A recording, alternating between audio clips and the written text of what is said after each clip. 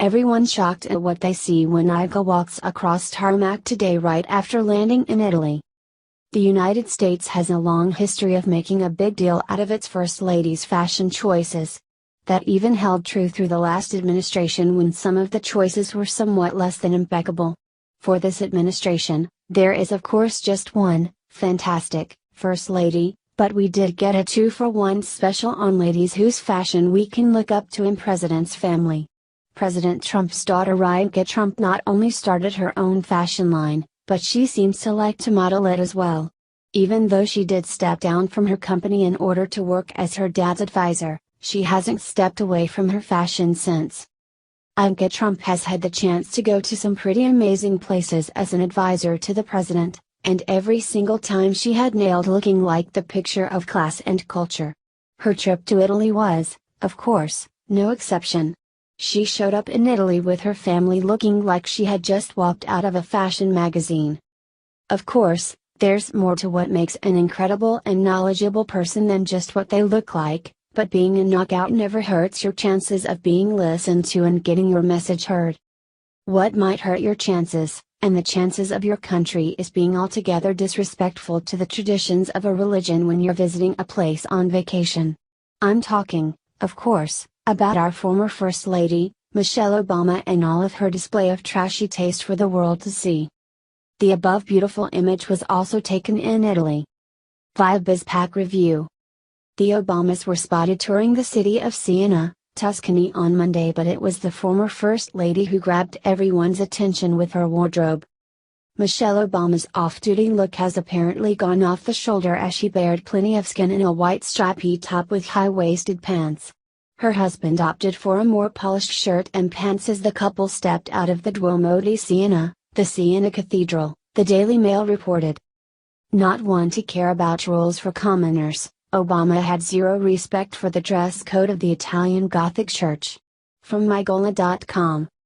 The Obamas were escorted by a police car in Siena Monday as they continued their tour of Tuscany.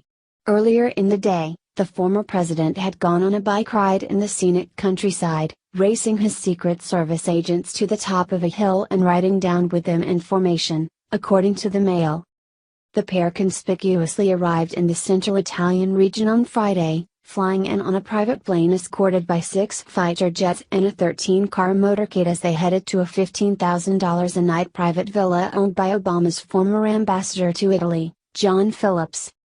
So what exactly was everybody doing in Italy, you might ask? Via Newsweek. President Donald Trump landed in Italy Tuesday evening, his first visit to a European country as U.S. leader and part of his four-nation foreign trip that started in Saudi Arabia.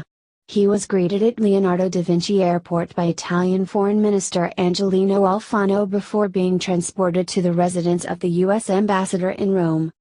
The first item on the president's agenda is a much-anticipated meeting with Pope Francis on Wednesday morning at the Vatican. First Lady Melania Trump and first daughter Ivanka Trump will also participate in the meeting with the pontiff, as they did when they visited the Western Wall Monday during Trump's stay in the Middle East. For Melania and Ivanka Trump, the visit to the Italian capital will continue the focus on religion, specifically the work of 2 Catholic charitable organizations, according to the Italian news agency ANSA. While the First family continues quietly doing their job, the former First family keeps on doing what they do best, vacationing and being disrespectful to those around them. There's no doubt that both Ivanka and Melania did an amazing job of representing not only the First family but the United States while overseas. In the game of Guess Who Doesn't Belong Here in pictures from this week in Italy, I'm sure it's obvious who the loser is. Yeah, not sorry to see the middle one go. Look at the horrid thing Pelosi was accidentally caught doing while Dems yelled FCK Donald Trump. Nancy Pelosi was caught having some fun while her leftist buddies chanted FCK Donald Trump during a Democrat event in California. Where else would this liberal suckery take place? Of course, it happened in California. Nancy, the House Minority Leader, was laughing along with the rest of the hilarious Democrats who thought they were making a point. The only thing Democrats did was point out their one-sided hypocrisy. If Republicans gathered and chanted FCK Obama, Then you'd hear and see the race card flying faster than a jet breaking the speed of sound. And let me tell you, at least I did, chanted FCK Obama on a daily basis because he was a horrible president. Guess what, folks? I'm not a political figure in a position of power. I'm not a role model or a person that anyone needs to look up to, or associate with, for future employment or gains. I can happily chant FCK Obama whenever I want, and it doesn't matter. It doesn't matter that people chanted FCK Trump, not one bit at all. Those Democrat hags can chant whatever they want. No one really cares or listens to what Democrats say anymore. The problem isn't that people were chanting mean things about Trump. The problem is that these are professionals who are expected to behave like professionals. Instead, they're acting like little Antifa cronies who emerged from mom's basement to have a gathering of losers to say F words together. If a popular rapper chanted this, then sure, it makes sense. It doesn't make sense when people in business suits who are elected to run our country act like 12-year-olds in a schoolyard at recess. While it may have been a fun moment, it also made them look more desperate and irrelevant than ever. Should these folks lose their job for chanting mean things about President Trump? No way. That's something a liberal would do. A liberal would beg for them to be fired because they're offended. Should people be offended by it? No. If you are, then you're a liberal. Should Trump care? Why would he? Every president has haters. You're no one if at least a handful of liberals don't hate you. When I see people on Facebook comment things like they should be fired, then I just think that person is the most liberal loser I have ever seen. If you complained about this, then you're a snowflake who is worse than the real snowflakes. We talked trash about Obama for 8 years. If we complain about this, then we are the losers. Not them. Laugh at it and throw it back in their face. House Minority Leader Nancy Pelosi and her fellow Democrats have let Trump derangement syndrome strip them of any decorum and decency they had left. The California rep stood by, laughing, as the state's Democrat chairman John Burton raised two middle fingers as he encouraged the crowd at the state convention in Sacramento to chant FK Donald Trump. Democrat leaders at the convention used their time to deride President Donald Trump and beat the familiar drum of tying him to Russia, the Associated Press reported. Anyone else sick of hearing about Russia? I could not care less about Russia. Trump and Putin could be gay lovers tomorrow and I wouldn't care. I didn't vote for Trump because of anything Russia said or did. I voted for Trump because his tax plan looked better for the middle class and because America would be in a terrible place if we had any more years of horrible Democrat leadership. I voted for Trump because I was tired of the politically correct idiots ruining all the fun. I was tired of being told that a guy with a penis, who dresses like a girl, is supposed to be called a woman. Heck no. Senator Kamala Harris told the crowd that the president is putting Russia first, America second. The world, literally the world, is counting on all of you, counting on California to reject Trump's deception and destructiveness, Gavin Newsom, the California lieutenant governor, said. But it was Burton who took it to the classless extreme. All together now, he told the crowd, encouraging them to chant as he raised his two middle fingers. FK Donald Trump. Good for Burton. Let him get those frustrations out and encourage us to vote for a Republican for another 4 years. Hey, Burton and Pelosi and the rest of your liberal crybabies. FCKU right back, right back. Outrage after Michelle Obama was caught doing this in Italy today. CNN won't report this. Barack and Michelle Obama are vacationing in Siena, Tuscany this week. They arrived in Italy this Friday.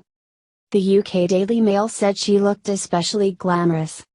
The commenters at the Daily Mail strongly disagreed, saying her choice was not appropriate and it looked like a napkin. Barack and Michelle Obama were visiting the Duomo di Siena, the Siena Cathedral. Comments. Barack and Michelle Obama are vacationing in Siena, Tuscany this week. They arrived in Italy this Friday. Find out more. 84,831. The UK Daily Mail said she looked especially glamorous.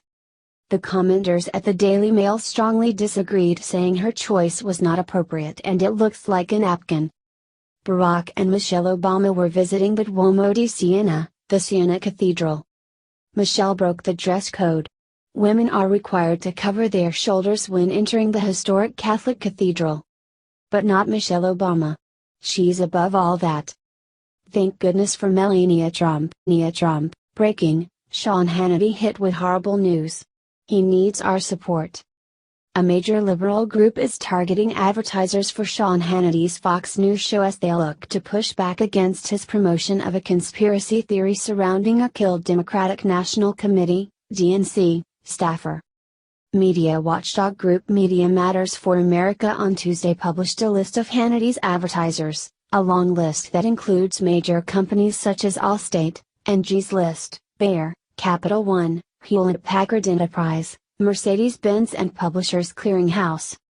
While the list was published with little context and no call to action, it comes as Media Matters continues to blast Hannity for claiming, without evidence, that Seth Rich leaked DNC emails to WikiLeaks and suggesting that Democratic campaigns or groups were behind his killing.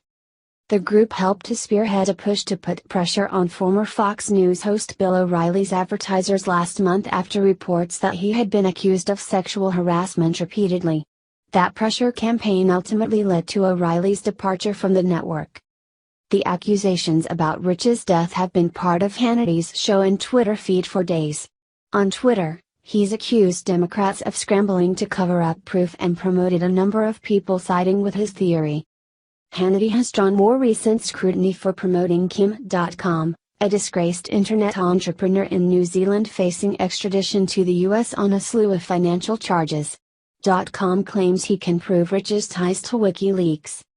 Critics have bristled at Hannity's decision to double down on the theory without any hard evidence, and Rich's brother asked Fox to cancel the interview in a letter obtained by CNN. Nobody wants to solve Seth's murder more than we do. However, providing a platform to spread potentially false, damaging information will cause us additional pain, suffering and sorrow, Aaron Rich wrote. The conspiracy theory has swirled on the right for months, but a recent story by a Washington Fox affiliate fanned the flames, claiming an investigator hired by the family found evidence connecting Rich to WikiLeaks. The story was immediately debunked. The investigator recanted his comments. Various media outlets have raised questions about its assertions and Fox News' national website retracted its coverage of the story, saying it was not initially subjected to the high degree of editorial scrutiny we require.